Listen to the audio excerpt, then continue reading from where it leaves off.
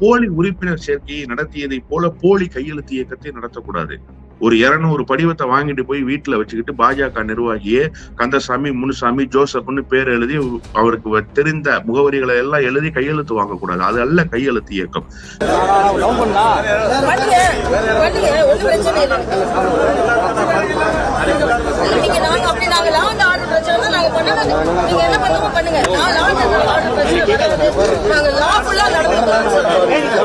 மிலிஷி அம்மையார் அவர்கள் கைது செய்யப்பட்டிருக்கிறார். முன் அனுமதி இல்லாமல் கையெழுத்து இயக்கங்கள் நடத்துவது, வெறும் கூட்டங்களை கூட்டுவது, காவல்துறைக்கு முன்கூட்டியே எச்சரிக்கையாக கடிதங்கள் கொடுப்பதில்லை, காவல்துறையிடத்திலே முன் அனுமதி பெறுவதில்லை. இப்படி எல்லாம் புரோட்டோகாலை மீறி நீங்க ஒரு விஷயத்தை செய்யும் போது காவல்துறை தன்னுடைய கடமையை செய்யும்.